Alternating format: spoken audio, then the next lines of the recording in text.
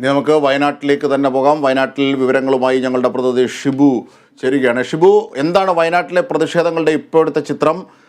മറ്റു ഉദ്യോഗസ്ഥർ നേരിട്ടെത്തി സ്ഥലത്ത് ഉത്തരവ് വായിച്ചു കേൾപ്പിച്ചതിന് ശേഷം പ്രതിഷേധത്തിൽ ചെറിയ അയവ് വന്നിട്ടുണ്ട്. ഇപ്പോൾ ശവസംസ്കാര ചടങ്ങുകൾ പുരോഗമിക്കുകയാണോ? എന്തൊക്കെയാണ് അവിടെ നിന്ന് നൽകാനാകുന്നത്? പള്ളിക്ക് മുന്നിലാണോ ഷിബു ഇപ്പോൾ?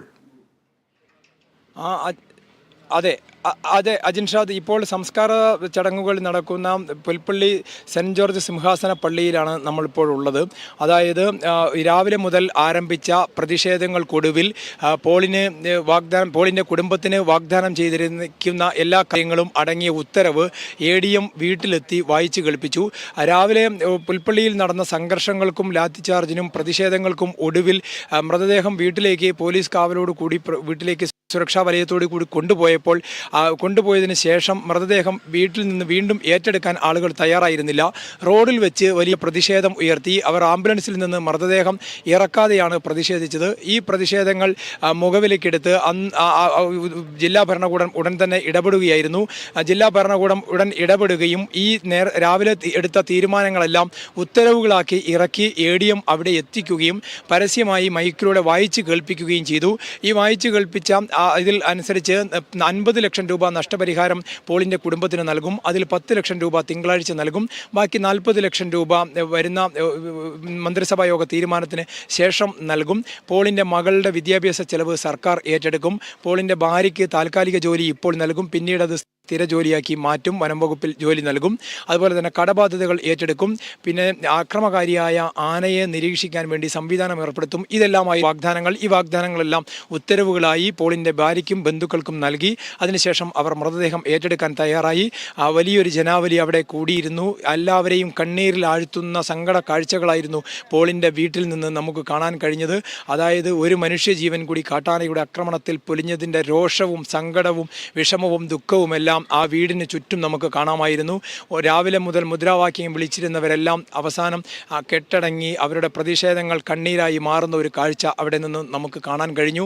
ആ കണ്ണീരുകൾക്ക് നടുവിൽ പോളിൻ്റെ മൃതദേഹവും വഹിച്ചുകൊണ്ടുള്ള വിലാപയാത്ര പള്ളിയിലേക്ക് 1-ാം ഭാഗം ശുശ്രൂഷകൾ പൂർത്തിയാക്കി. 1-ാം ഭാഗം സംസ്കാര ശുശ്രൂഷകൾക്ക് മാനന്തവാടി രൂപത മെത്രാൻ മാർ ജോസ് പൊരുന്നേടമാണ് മുഖ്യ കാർമ്മികത്വം വഹിച്ചത്. അതിനുശേഷം പുൽപ്പള്ളി സെൻറ്റ് ജോർജ് സിംഹാസന പള്ളിയിലേക്കാണ് മൃതദേഹം വിലാപയാത്രയായി കൊണ്ടുവന്നത്. അവിടെയും 100 കണക്കിന് ആളുകൾ അന്ത്യാഞ്ജലി അർപ്പിക്കാനും പോളിനെ കാണാനായും എത്തിയിരുന്നു. സങ്കടകരമായ മറ്റൊരു കാഴ്ച നമ്മൾ വീട്ടിൽ കണ്ടത്, പോളിനൊപ്പം ഇന്നലെ വരെ ജോലി ചെയ്തിരുന്ന കുറുവ ഇക്കോ ടൂറിസം കമ്മിറ്റിയിലെ 40 അംഗ സ്ത്രീ തൊഴിലാളികളടക്കമുള്ള 40ഓളം തൊഴിലാളികൾ മാറി നിന്ന് കരഞ്ഞുകൊണ്ട് പോളിന് വിട ചൊല്ലുന്ന ഒരു കാഴ്ചയുണ്ടായിരുന്നു. ബന്ധുമിത്രാദികൾക്കൊപ്പം അവരുടെ വിലാപ യാത്രയപ്പ് കൂടി നമ്മളെ എല്ലാവരെയും സങ്കടത്തിലാഴ്ത്തുന്നതായിരുന്നു. ഏതായാലും വലിയ പ്രതിഷേധങ്ങൾക്കൊടുവിലാണ് പോളിൻ്റെ മൃതദേഹം ഇപ്പോൾ സംസ്കരിക്കുന്നത്. ഇവിടുത്തെ ഈ പള്ളിയിൽ ഇപ്പോൾ 2-ാമത്തെ ഭാഗം ശുശ്രൂഷ ചടങ്ങുകളും പൂർത്തിയാക്കി സെമിത്തേരിയിലേക്ക് എടുത്തിരിക്കുകയാണ്. അല്പസമയത്തിനകം മൃതദേഹം അടക്കം ചെയ്ത് ഈ സംസ്കാര ചടങ്ങുകൾ പൂർത്തിയാകും. ഇതാണ് ഇപ്പോൾ നിലവിലുള്ള അവസ്ഥ. അതേസമയം തന്നെ രാഹുൽ ഗാന്ധി MP നാളെ രാവിലെ ഭാരത് ന്യായ് യാത്ര ഇന്ന് രാത്രി കണ്ണൂരിൽ എയർപോർട്ടിൽ വന്ന് അദ്ദേഹം കണ്ണൂരിൽ താമസിച്ച് നാളെ രാവിലെ വയനാട്ടിൽ സന്ദർശനം നടത്തുമെന്നാണ് ഏറ്റവും ഒടുവിൽ അറിയിച്ചിട്ടുള്ളത്. അതുപോലെ മുഖ്യമന്ത്രി വിഷയത്തിൽ ഇടപെട്ട് ഇന്ന് ഉന്നതതല യോഗം നടന്നിരുന്നു. ഉന്നതതല യോഗ തീരുമാനപ്രകാരം 3 മന്ത്രിമാരെ വയനാട്ടിലേക്ക് അയക്കുന്നുണ്ട്. വനം വകുപ്പ് മന്ത്രിയും റവന്യൂ മന്ത്രിയും തദ്ദേശ സ്വയംഭരണ വകുപ്പ് മന്ത്രിയുമാണ് വരും ദിവസങ്ങളിൽ വയനാട്ടിൽ വരിക. അവർ വന്ന് ഈ വന്യമൃഗശല്യ പ്രതിരോധ പ്രവർത്തനങ്ങളെ ഏകോപിപ്പിക്കും.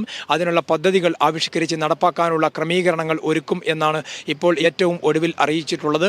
ഏതായാലും ഇനി ഒരാൾക്ക് കൂടി ഇങ്ങനെയൊരു ദുരന്തം ഉണ്ടാവാതിരിക്കാനുള്ള ശ്രമമാണ് എല്ലാവരുടെ ഭാഗത്തു നിന്നും ഇപ്പോൾ നടത്തിക്കൊണ്ടിരിക്കുന്നത്. ഇത് മൃതദേഹം വെച്ചുകൊണ്ടുള്ള വിലപേശലല്ല, യാചനയാണ്. വയനാടിൻ്റെ ജനതയ്ക്ക് ജീവിക്കാൻ ആവശ്യമായ അഭ്യർത്ഥനയാണ് എന്നാണ് ഇന്ന് പ്രതികരിച്ചവരും പ്രതിഷേധിച്ചവരും എല്ലാം പറഞ്ഞത്. ഏതായാലും പ്രതിഷേധങ്ങൾക്കൊടുവിൽ പുൽപ്പള്ളി ടൗണിൽ ഇപ്പോൾ നിരോധനാജ്ഞ കൂടി പ്രഖ്യാപിച്ചിട്ടുണ്ട്. തീർച്ചയായും വയനാട്ടിലെ MP രാഹുൽ ഗാന്ധി ഇന്ന് വൈകിട്ട് എത്തുമെന്ന് കേൾക്കുന്നു, രാത്രിയോടെ. അല്ല, ഇന്ന് വൈകുന്നേരം അദ്ദേഹം കണ്ണൂരിൽ വിമാനമിറങ്ങി നാളെ പകലായിരിക്കും വയനാട്ടിൽ ഉണ്ടാവുക എന്നാണ് ഇപ്പോൾ ഏറ്റവും ഒടുവിലായി വന്ന ഷെഡ്യൂൾ അനുസരിച്ച് ലഭിക്കുന്ന വിവരം. ശരി, ഷിബുവാണ് വയനാട്ടിൽ നിന്നുള്ള വിവരങ്ങൾ, വിശദാംശങ്ങൾ, ഹർത്താലിൻ്റെയും പ്രതിഷേധത്തിൻ്റെയും ശവസംസ്കാരത്തിൻ്റെയും അടക്കമുള്ള വിശദാംശങ്ങൾ വയനാട്ടിൽ നിന്നും നൽകിയത്. ഷിബു.